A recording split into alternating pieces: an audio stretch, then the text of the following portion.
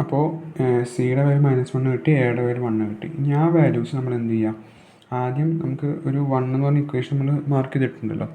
ആ മാർക്ക് ചെയ്ത ഇക്വേഷനിൽ എക്സ് സ്ക്വയറിൻ്റെ ടേംസ് രണ്ട് സൈഡിലും, ലെഫ്റ്റ് ഹാൻഡ് സൈഡിലും റൈറ്റ് ഹാൻഡ് സൈഡിലും നമ്മൾ എന്ത് ചെയ്യുക, ഇക്വേറ്റ് ചെയ്യുക. അപ്പോൾ ലെഫ്റ്റ് ഹാൻഡ് സൈഡിൽ ജസ്റ്റ് വേരിയബിൾസ് ഒന്നുമില്ല, അപ്പോൾ നമ്മൾ 0 എന്ന് ഇട്ടു.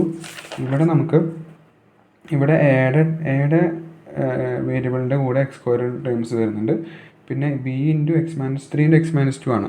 അപ്പോൾ ഇത് രണ്ടും മൾട്ടിപ്ലൈ ചെയ്താൽ നമുക്ക് എന്ത് കിട്ടും, എക്സ് സ്ക്വയർ കിട്ടും. അപ്പോൾ ഈ സിയിൽ നമുക്ക് എക്സ് സ്ക്വയർ ടേം ഇല്ല. അപ്പോൾ a plus b equal to 0 എന്നൊരു ഇക്വേഷൻ നമുക്ക് കിട്ടും. അതിൽ എയുടെ വില നമുക്ക് ഓൾറെഡി അറിയാം, 1 ആണെന്ന് അറിയാം.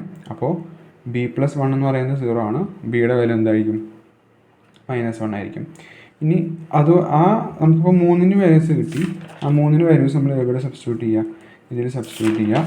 അപ്പോൾ ആദ്യം എയുടെ വാല്യൂ, പിന്നെ ബിയുടെ വാല്യൂ, സിയുടെ വാല്യൂ. അതിൽ നമുക്ക് എന്ത് ചെയ്യാന്ന് വെച്ചാൽ അടിയത്തെ ഡിനോമിനേറ്ററിൽ നിന്ന് നമുക്ക് 3 അല്ലെങ്കിൽ -3 നമുക്ക് പുറത്ത് എടുത്തു കഴിഞ്ഞാൽ 1 - x/3 എന്ന് വരും. അതുപോലെ ഇവിടെ 1 - x/2 എന്ന് വരും. ഇവിടെ 1 - x/2 ഹോൾ സ്ക്വയർ എന്ന് വരും. ഓക്കെ, അത് ജസ്റ്റ് ഒന്ന് റീഅറേഞ്ച് ചെയ്യുക. ഈ അടിയിലുള്ള ഡിനോമിനേറ്ററിൽ മുകളിലേക്ക് ആക്കുകയാണെങ്കിൽ എന്ത് വരും, റേസ് ടു -1 വരും. അത് അങ്ങനെ ചെയ്യുക. അങ്ങനെ ജസ്റ്റ് ഒന്ന് റീഅറേഞ്ച് ചെയ്തിട്ട് സിംപ്ലിഫൈ ചെയ്ത് കഴിഞ്ഞാൽ നമുക്ക് എന്ത് കിട്ടും, അതിൻ്റെ കോഎഫിഷ്യൻ്റ് വാല്യൂസ് കിട്ടും. ഇത്രയാണ് ആ ക്വസ്റ്റ്യൻ എന്ന് പറയുന്നത്. ഒരു കോഎഫിഷ്യൻ, ഒരു പാർഷ്യൽ ഫ്രാക്ഷൻ ആയാലും നമുക്ക് കണ്ടുപിടിക്കണം. അല്ലാണ്ട് തന്നെ നമുക്ക് വേറെ എക്സ്പാൻഷൻ ആയാലും നമ്മൾ ആ എക്സ്പാൻഷൻ യൂസ് ചെയ്തിട്ട് നമുക്ക് n + r - 1 CR എന്നൊരു ഇക്വേഷൻ യൂസ് ചെയ്തിട്ട് നമുക്ക് എന്ത് കണ്ടുപിടിക്കാം, കോഎഫിഷ്യൻ്റ് കണ്ടുപിടിക്കാം. ഇപ്പോൾ പാർഷ്യൽ ഫ്രാക്ഷൻ യൂസ് ചെയ്തിട്ട് നമുക്ക് കണ്ടുപിടിക്കണം, നമ്മൾ പഠിച്ചു. ഇനി അടുത്തൊരു ടോപ്പിക് എന്ന് പറയുന്നത് എക്സ്പോണൻഷ്യൽ ജനറേറ്റിംഗ് ഫംഗ്ഷനാണ്. അതിൻ്റെ ഒരു എക്സാമ്പിളാണ് മക്ലോറൻ സീരീസ് എന്ന് പറയുന്നത്. അതായത് e⁻x, അതിൻ്റെ എക്സ്പാൻഷനാണ് ഈ കാണിച്ചിരിക്കുന്നത്. 1 + x/1 + x²/2 etcetera equal to sigma 0 to ∞ xi/1. അപ്പോൾ എക്സ്പോണൻഷ്യൽ ജനറേറ്റിംഗ് ഫംഗ്ഷൻ എന്ന് പറയുമ്പോൾ അതിൽ e⁻x അതാണ് എക്സ്പോണൻഷ്യൽ ഉദ്ദേശിക്കുന്നത്. അപ്പോൾ നമ്മളിവിടെ നോക്കുകയാണെങ്കിൽ 1 1 1 1 എന്നൊരു സീക്വൻസ് തന്നിട്ടുണ്ടെങ്കിൽ അതിൻ്റെ എക്സ്പാൻഷൻ e⁻xൻ്റെ എക്സ്പാൻഷൻ ആയിരിക്കും. ഇവിടെ 1 - 1 1 - 1 അങ്ങനെ ആണെങ്കിൽ നമ്മൾ എന്ത് ചെയ്യാം, ഓൾട്ടർനേറ്റീവായിട്ട് പ്ലസ് മൈനസ് ഇട്ട് കൊടുക്കുക. അപ്പോൾ നമുക്ക് അതിൻ്റെ e⁻x - x ആയിരിക്കും അതിൻ്റെ ജനറേറ്റിംഗ് ഫംഗ്ഷൻ. അതെങ്ങനെ കിട്ടി, 1 + -1 x/1 + x²/2 പ്ലസ് -1 × x³ അങ്ങനെ കണ്ടിന്യൂ ചെയ്ത് പോവുക. അപ്പോൾ നമുക്ക് ലാസ്റ്റ് നമുക്ക് ഒരു ആൻസർ കിട്ടും. അത് e⁻x ആയിരിക്കും. അപ്പോൾ e⁻x എങ്ങനെയാണ്, 1 - 1 1 - 1 അങ്ങനെ പോവും. e⁻x ആണെങ്കിൽ 1 1 1 അങ്ങനെ പോവും. ഓക്കെ ആണല്ലോ. ഇനി അടുത്ത ഒരു ക്വസ്റ്റ്യൻ എന്ന് പറയുന്നത് f(x) എന്ന് പറയുന്നത് 3e⁻3x ആണ്. അങ്ങനെ തന്നിട്ടുണ്ട്. അപ്പോൾ 3 നമ്മൾ പുറത്തേക്ക് എടുക്കുക, e⁻3x ആണ്. അപ്പോൾ e⁻x നമുക്കറിയാം എങ്ങനെയാണ്, 1 + x/1 + x²/2 അങ്ങനെ പോയിക്കൊണ്ടിരിക്കും. 3x ആണെങ്കിൽ എങ്ങനെയാണ്, ഈ എക്സിൻ്റെ അവിടെ 3x കൊടുക്കുക, ഈ എക്സ് ഇവിടെ നമ്മൾ എന്ത് കൊടുക്കുക, 3x ഹോൾ സ്ക്വയർ എന്ന് കൊടുക്കുക. ഇത് മൊത്തം സ്ക്വയറാണ്, കാരണം വെച്ചാൽ എക്സ് സ്ക്വയർ ആണെങ്കിൽ എക്സിൻ്റെ പകരമാണ് 3x വന്നിരിക്കുന്നത്. അപ്പോൾ 3xൻ്റെ ഹോൾ സ്ക്വയർ ആയിരിക്കും. അപ്പോൾ ഇവിടെ അതുപോലെ ചെയ്യാം. എന്നിട്ട് ജസ്റ്റ് സിംപ്ലിഫൈ ചെയ്യുക. 3x ഹോൾ സ്ക്വയർ എന്ന് പറയുന്നത് 9x² ആണ്.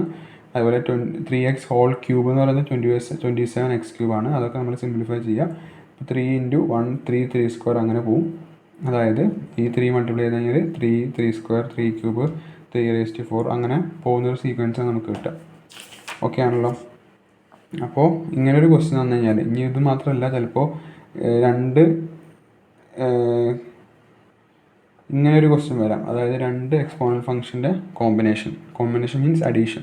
അപ്പോൾ ആദ്യം നമ്മൾ ഇത് കണ്ടുപിടിക്കുക, രണ്ടും കൂടി ആഡ് ചെയ്യുക, എന്നിട്ട് നമുക്കൊരു സീക്വൻസ് കിട്ടും.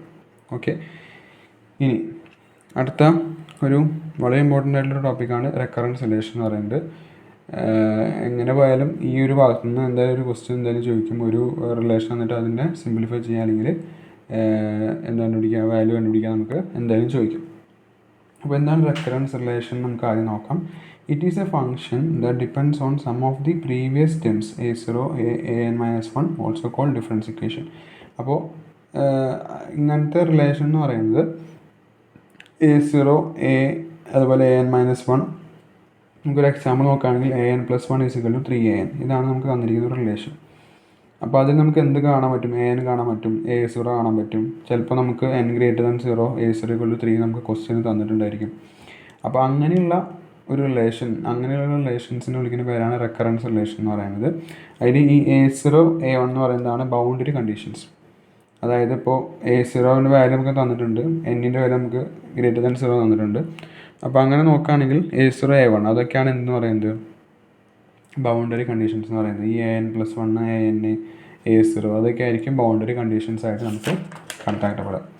ഓക്കെ, ഇനി ഇപ്പോൾ നമുക്കൊരു റിലേഷൻ തന്നിട്ടുണ്ടായിരിക്കാം. ഇപ്പോൾ ഈ റിലേഷനിൽ ഓർഡർ കണ്ടുപിടിക്കണം. എങ്ങനെയാണ് ഓർഡർ കണ്ടുപിടിക്കുക? അതായത് ഓർഡർ എന്ന് പറയുന്നത് difference between largest and smallest subscript. അതായത് ഇപ്പോൾ ഈ ഒരു ഇക്വേഷൻ നോക്കി, an - 3an - 1 + 2an - 2. അപ്പോൾ ഇതിൻ്റെ ഓർഡർ കണ്ടുപിടിക്കാൻ പറയുമ്പോൾ നമ്മൾ എങ്ങനെ കണ്ടുപിടിക്കുക? അതായത് largest subscript minus smallest subscript എന്നാണ്. ഇവിടെ ലാർജസ്റ്റ് സബ്സ്ക്രിപ്റ്റ് ഏതാ?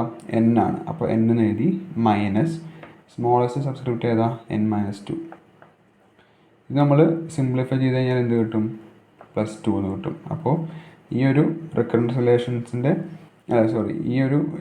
റെക്കൺസിലേഷൻ്റെ ഓർഡർ എന്ന് പറയുന്നത് എത്രയായിരിക്കും? 2 ആയിരിക്കും.